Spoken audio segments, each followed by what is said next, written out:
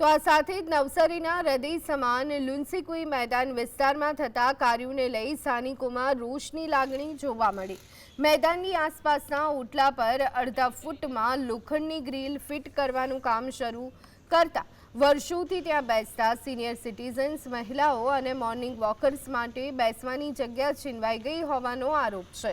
આ જનવિરોધી કામગીરી વિરુદ્ધ ભાજપના જ વોર્ડ નંબર 13ના નગરસેવક વિજય રાઠોડે મોરચો માંડ્યો। તેમણે તાત્કાલિક કામ અટકાવવાની માંગ કરી। સ્થાનિકોના વિરોધ બાદ મામલો મ્યુનિસિપલ કમિશનર સુધી પહોંચ્યો છે। ગાડીનો જે ઉપયોગ છે એ જે આપણા નિવૃત્ત અધિકારીઓ, નાગરિકો અને જે પોતાનો રિલેક્સ ટાઈમ જે લુન્ચીકુઈ મેદાનમાં સાંજના સમયે કરે છે। આજે આ પાડી જ્યાં પાડી બનાવી છે એની ઉપર કોન્ક્રીટ રેલિંગ એક લગાવવામાં આવી રહી છે। એ રેલિંગ પાડીની વચ્ચોવચ્ચ છે, જેથી કોઈ આ પાડીનો ઉપયોગ કરી શકશે નહીં।